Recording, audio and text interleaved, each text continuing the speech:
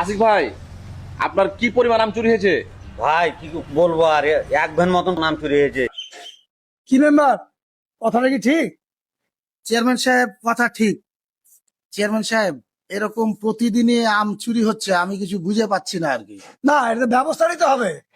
তোমরাকে তো আমি বলেছি যে কঠোর ভাবে ব্যবস্থা নাও। না। এই চোর ছাত্র জায়গায় রাখা যাবে না।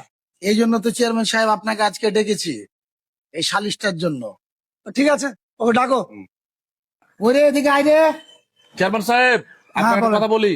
বলেন বলেন। আজকের বিচারটা এমন একটা বিচার করবেন, এই বিচারটা জেনে দৃষ্টান্ত হয়ে থাকে, এই গ্রামে জেনে আর কোন চোর, ছেঁচড়া চোর আম চুরি করার সাহসই না পায়। এই শ্যাম, হ্যাঁ, চেয়ারম্যান সাহেব, অবশ্যই, এটাই অবশ্যই। করবেন, অবশ্যই। শ্যাম, জি, আয় এদিকে আয়। আসসালামু আলাইকুম চেয়ারম্যান সাহেব। ওয়ালাইকুম আসসালাম। আয়, তোর কত বড় সাহস, আম চুরি করতে পারছিস, চেয়ারে বসছিস, দেখছিস না চেয়ারম্যান সাহেবের আছে, নিচে বস। কি হয়েছে রে শ্যাম? এই কি যে খবর তোর বল? চেয়ারম্যান সাহেব, আমার তো বাবা নাই আর আমার মা অনেক দিন থেকে অসুস্থ হয়ে আছে। শ্যাম, তুই মাটিতে বসিস না, ও দাঁড়া তো, দাঁড়িয়ে কথা বল। চেয়ারম্যান সাহেব, আমি একটা অনেক বড় ভুল করে ফেলেছি চেয়ারম্যান সাহেব।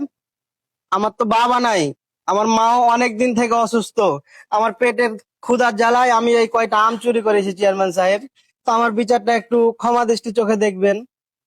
আমি যদি কোনো জায়গায় কাজ করতে যাই তো আমাকে কেউ কাজেও নেয় না, তাই পেটের দায়ে আমি এই কাজটা করে ফেলেছি। চেয়ারম্যান সাহেব, এদের এই যে ধরনের করুণ কাহিনীর গল্প শুনে আপনি বলিয়েন না। আমাদের গ্রামে এই যেদিন থেকে গুঠি আম পেকেছে, কি পরিমাণ যে মানুষের আম চুরি হয়েছে, এই আসিফ ভাইয়ের লয় আরো 2-4-10টা লোকের আম চুরি হয়েছে। তো এই চোর বাটপারের করুণ কাহিনী শুনে আপনি গলে যেন না, বিচারটা কঠিন ভাবে করেন যেন আর এই গায়ে আম চুরি না হয়। চেয়ারম্যান সাহেব, আর মায়া কান্না দেখে আপনি ভুলে যান না, রানা ভাই যেটা বলেছে, এভাবে বিচারটা যদি না করেন তো আর মায়েরা পাহাড় ভেঙে ফেল দেবো আমি কিন্তু। আচ্ছা, উত্তেজিত হয়ে না, ব্যবস্থা হচ্ছে। চিন্তা করে পাই না যে মানুষ সারা বছর সাহার পানি দিয়ে এত কষ্ট করে আম ফলাইছে, আমটা এখন মানুষ ঘরে তুলবে, বাজারে নিয়ে যাবে, তার আগে এই শয়তান গেলাতে এসে গাছের আম দাবাক সাবার করে দিচ্ছে। আমি আর কি বিচার করবো? তোর কঠোর ব্যবস্থা নিব আমি। চেয়ারম্যান সাহেব, আমার একটি কথা আছে। আচ্ছা বলেন। চেয়ারম্যান সাহেব, আপনি যে ইউনিয়ন কাউন্সিলে চাইল্ড বয়স্ক ভাতা যা আছে, আপনি কি মেম্বারকে ভাগ দেন না? এই ছেলেটার মা অসুস্থ, মায়ের কোনো বয়স্ক ভাতা নাই, সে কোনো কাজ করতে পারে না, তাকে কেউ কাজে নাই না। এরকম একটা গরিব ছেলের সরকারি কোনো অনুদান নাই, কেউ চুরি করবে না, কি করবে? ভাই অত কথা বুঝি না, আপনি তো আর চোরের সাফাইলে কথা বলছেন নাকি? এখানে বিচার চলছে, বিচার, এখানে বিচার হবে, ন্যায্য বিচার। কি মেম্বার, আমি সব কি শুনছি? আমি কি তোমার অনুদান দেয় না? তোমার ভাগ বাটোয়ারা ঠিক মতো দিই না? কেন এই সমস্ত লোক অসহায় হয়ে থাকবে? তোমার দায়িত্ব না এলাকার গরিব অসহায় মানুষের পাশে দাঁড়ানো? তার মাটা অসুস্থ, পিছনে পড়ে আছে, সে ঠিক মতো কাজ পায় না, এই সমস্ত দায়িত্ব কার? চুপ করে থাকি ওরা। এখন আমি চোরের বিচার করব না তোমার বিচার করব? চেয়ারম্যান সাহেব, ন্যায্য কথা বললে সবার মুখে কালি পড়বে। আমরা মেম্বার হয়ে অপরাধী হয়ে গেছি, কারণ আমি তাকে অনুদান দিতে পারি না, কিন্তু অনুদান দেওয়ার আগেই তারা তো অনুদান নিয়ে বসে আছে। ভোট যখন করতে যাই তখন আমাকে 1000 টাকা দাও, নাহলে ভোট দিতে যাবো না। সেই টাকাটা গুনে গুনে তো আপনার সেই অনুদান থেকে আমাকে তুলতে হবে। আমি কোথায় পাবো সেই টাকা চেয়ারম্যান সাহেব? এই দাঁড়াও, বড় বড় কথা বলছো। তুমি টাকা দিয়ে কিসের জন্য ভোট কিনবা? তোমার ভালোবাসাতে ভোট হবে। তুমি মানুষের পাশে থাকবে না, বিপদের সময় দুঃসময় তার পাশে দাঁড়াবে না, আর ভোটের সময় তোমার টাকা নিয়ে তো তোমার ভোট কিনতেই হবে। তোমার তো ভালোবাসা বুঝো না, মানুষের কাছে দাঁড়াতে জানো না, বিপদ আপদে মানুষের পাশে থাকতে জানো না। এই আমাকে দেখো, আমি টাকা দিয়ে ভোট কিনেছি, তাই তোমার টাকা দিয়ে কেন ভোট কিনতে হবে? ভালোবাসা দিয়ে ভোট দিবা। আমি 4 বারের চেয়ারম্যান, টাকা পয়সা দিয়ে ভোট কিনি আমি? মানুষ আমাকে জোর করে ইলেকশনে দাঁড় করায়, ভালোবাসার টানে ওরা আমার জন্য মিছিল করে আমি ইলেকশনে না দাঁড়াতে চাইলে।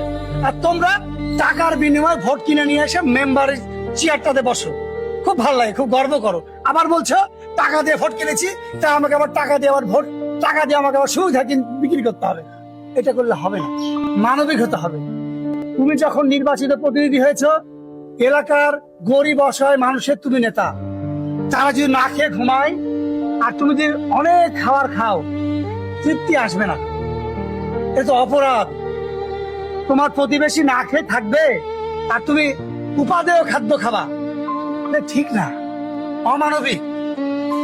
এইটা পরকালে তুমি জবাব দিতে পারবে না। শুধু এই ইহকালই না, পরকালের জন্য সেটা সঠিক না। উপরওয়ালা তোমার তো সন্তুষ্ট হবে না। গরিবকে যদি তুমি দেখো, গরিবকে তুমি যদি দেখো, আল্লাহ খুশি হবে। চেয়ারম্যান সাহেব, আপনি আমার চোখ খুলে দিয়েছেন। আশা করি আপনার এই পরামর্শে আগামীতে আমি পয়সা দিয়ে কখনো ভোট করব না। এজন্য আমি জনগণের কাছে ক্ষমা প্রার্থী, আপনার কাছেও ক্ষমা প্রার্থী। এবং আমি নিজেকে এমন ভাবে তৈরি করব যেন মানুষের ভালোবাসায় আমি নির্বাচিত হতে পারি। তার আগে একটি কথা চেয়ারম্যান সাহেব, যার বাগানের আম চুরি করেছে তিনি তো গ্রামের লোক, এই চোরও কিন্তু সে গ্রামের লোক। তার আমের প্রতি এই চোরেরও হক আছে। তিনি কি কখনো তার আমের হক থেকে উনাকে দিয়েছে? দেয়নি, বিধায় তো তিনি চুরি করতে বাধ্য হয়েছে। আশিক, তোর কয় মন আম চুরি করেছে? চেয়ারম্যান সাহেব আমার 1 ভ্যান মতো নাম চুরি করেছে, 6-7 মন মতো নাম হতো। আচ্ছা, তুমি একটা কাজ করো, কালকে তুমি আমার কাউন্সিলে আসো, আমের টাকাটা আমি দিয়ে দেবো। আচ্ছা ঠিক আছে চেয়ারম্যান সাহেব, তাহলে কালকে আমি আপনার সাথে অবশ্যই দেখা করবো। এই শোন, তুই কালকে এই মেম্বারের কাছে তোর মার সব কাগজপত্র জমা দিবি, ঠিক আছে? আচ্ছা, ওরা জমা দিবি, দিয়ে আমার সঙ্গে যোগাযোগ করবি। তোর সব ঠিকঠাক করে দেবো আমি, অসুবিধা নাই। কিন্তু এখন থেকে যেটা কথা হলো, কোনো চুরি চামারি করবি না। সমস্যা হলে আমার কাছে যোগাযোগ করবি, ঠিক আছে? আর মেম্বার সাহেব, ওর পরিবারটা দিয়ে খেয়াল রাখে, খুব অসহায় পরিবার। ইনশাল্লাহ। তো আশিক ভাই, হলো, মন টন খারাপ করেন না। আজকের মতো বিচার শেষ করলাম, একটু কাউন্সিলে কাজ আছে, আরেকটা সালিশে বসতে হবে। তো ঠিক আছে, চলো যাই। ঠিক আছে, এই ভালো মতো থাকবি, হ্যাঁ? আচ্ছা। চুরি টুরি করিস না, খুব ভালো জিনিস না এটা।